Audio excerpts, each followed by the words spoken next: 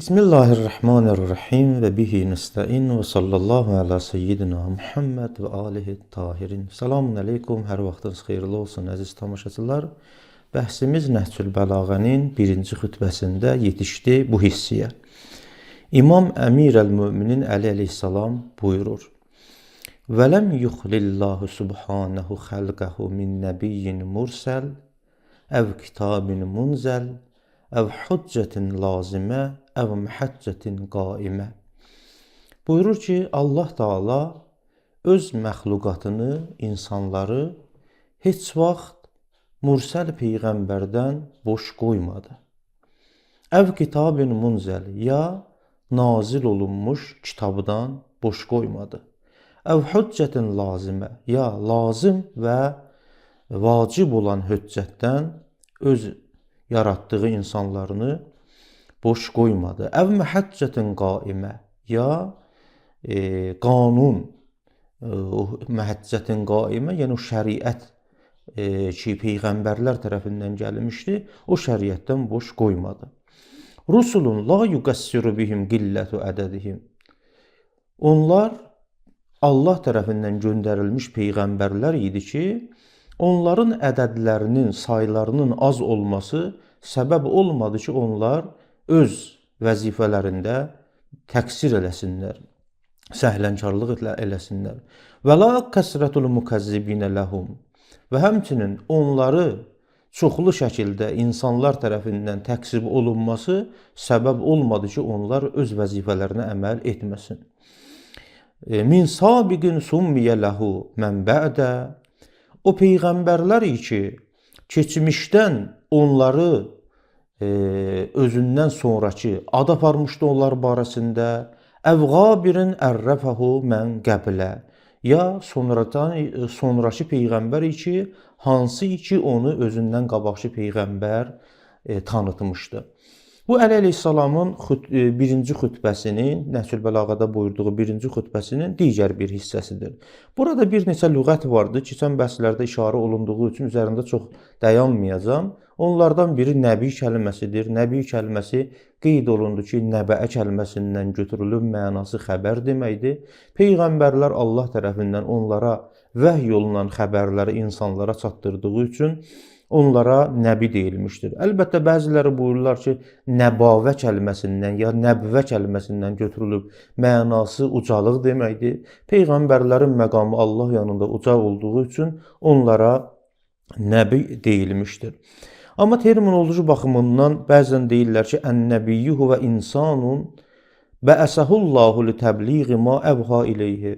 Nəbi insandır, amma elə bir insandır ki, Allah Taala onları insanlar arasına göndəriblər, vəhy ilə onlara deyilən mətalibləri, məarifləri insanlara çatdırsın. Elə Rəsul da bu mənadadır. Lakin Rəsulun bir fərqi vardır ki, Rəsul, yəni o elçiyə, o göndərilmiş, Allah tərəfindən göndərilmiş insana deyilir ki, onun xüsusi bir şəriəti vardır, Allah tərəfindən ona kitab nazil olunmuşdur. Və bəzi fərqlərə də keçən verilişdə işarə olundu. Və digər lüğətlərin demək olar ki, mənası məlumdur, mən keçirəm izaha. İzah da bundan ibarətdir. Baxın, İmam Əli əleyhissalam bundan öncəki xütbənin əvvəlində qeyd edilir ki, Allah Taala Həzrət Adəm əleyhissalamı yer üzünə endirdi. Yer üzünə indirdikdən sonra onun övladlarından peyğəmbərlər seçdi. Peyğəmbərlərin də gəlməsinin bir sıra fəlsəfəsinə, hikmətinə işarə etdi. Amma burada başqa bir məsələyə işarə edir. O da budur ki, heç vaxt Allah Taala yer üzünü peyğəmbərdən xali və boş qoymadı. Nə vaxt, yəni Adəm yaranan vaxtdan hər bir yerdəki insan olub, orada Allah tərəfindən göndərilmiş bir elçi, bir peyğəmbər olmuşdur. Əli əleyhissalam burada buyurur ki, Allah Taala öz məxluqatını mürsəl peyğəmbərdən, ya nazil olunmuş kitabdan, ya insanlara lazım olan ilahi hüccətdən, ya müəyyən bir şəriətdən, o zamana aid və o zamana lazım olan şəriətdən boş qoymamışdır. Bu peyğəmbərlər bütün zamanlarda olmuşdur. Lakin burada Ayətullah Xuyi Minhacül Bəraə kitabında buyurur ki, bu bizim etiqadımıza əsasən məlum məsələdir. Heç bir zamanda yer üzü ilahi hüccətsiz olmamışdır. Sadəcə olaraq bunun dəlili nədir? Nəyə görə Allah Taala hər bir zamanda insanlar üçün ilahi bir hüccət göndərmişdir? Burada deyir ki, çoxlu dəlillər vardır və bu dəlillərə bizim alimlərimiz, din alimləri kəlam elmində işarə ediblər və bir çox dəlillər gətiriblər. Sadəcə olaraq Ağay Xuyi burada bir dəlilə işarə edir. O dəlillər, yəni o dəlildə ibarətdir bundan. Allah Taala cisim deyil. Allah Taala hikmət sahibidir. Əgər insanları yaradıbsa, insanları yaratmaqdan bir məqsədi vardır. O məqsəd də kəlam elmində buyurulduğu kimi insanların hidayətidir, insanların kəmala yetişməsidir və insanların, necə deyərlər, Allaha müqərrəb olmasıdır. Yəni kamil insan olmaq vasitəsilə həqiqətdə Allaha mənəvi baxımdan yaxınlaşmaqdır.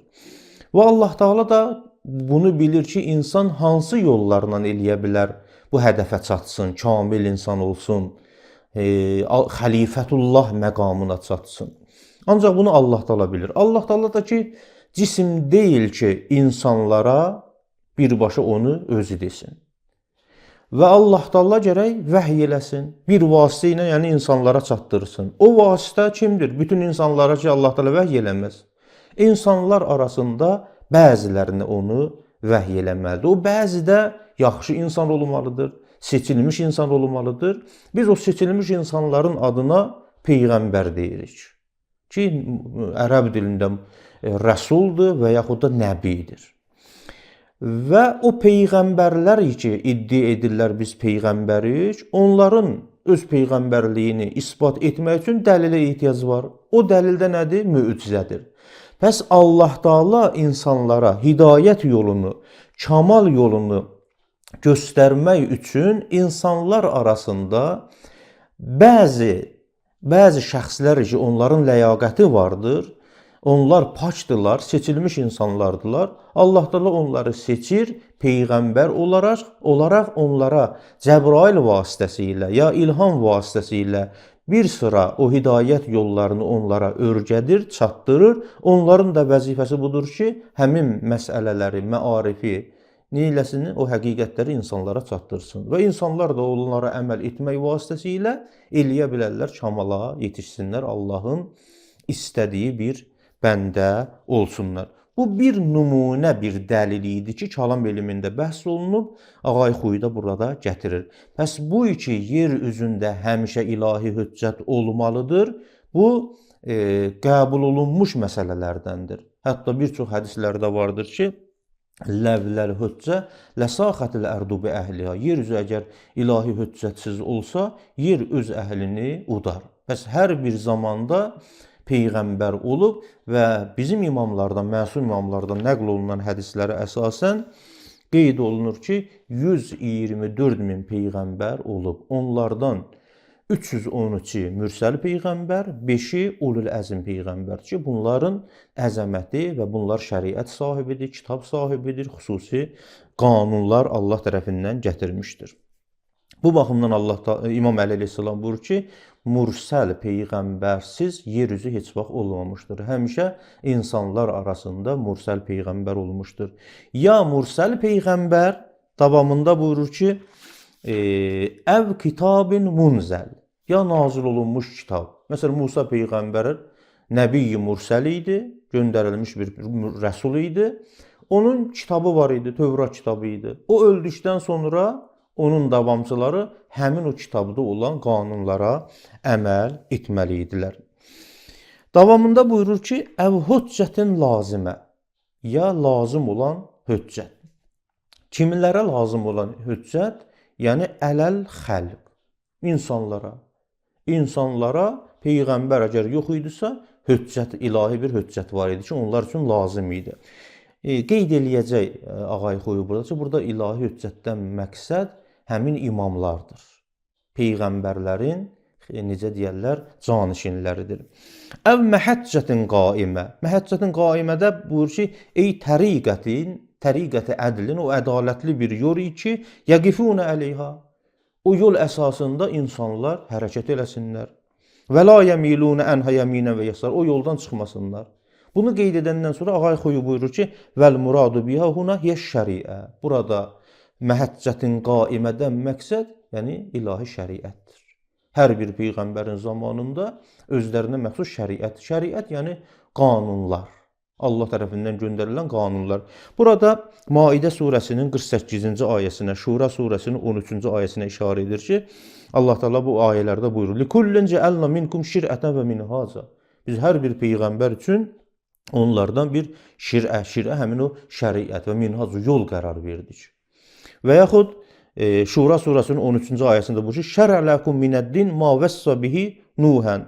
Şər'ə ləkum minəd-din. O dindən siz üçün bir yol qərarı verdi. Yəni qanunlar siz üçün qərar verdi ki, o qanunlara gərək insanlar tabi olsun.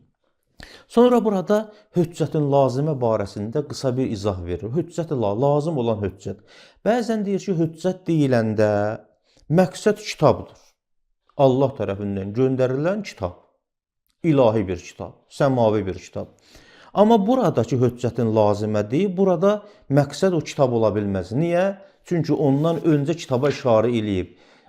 Allah Taala öz məxluqatını, yəni insanlarını heç vaxt boş qoymadı. Nəbi-i Mürsəldən əv kitabı münzəl, ya nazil olunmuş səmavi kitabdan. Əv hüccətin lazimə. Düzdür, bəzən səmavi kitaba hüccət deyilir. Amma burada hüccətdən məqsəd o səmavi kitab ola bilməz. Amma və qədd tutləq ələl imamul məsum. Bəzən də hüccət deyəndə məsum imam nəzərdə tutulur. Və bəzən də ağıl nəzərdə tutulur. Buyurur ki, və qədd tutləq və yuradu biha əl-əql. Bəzən də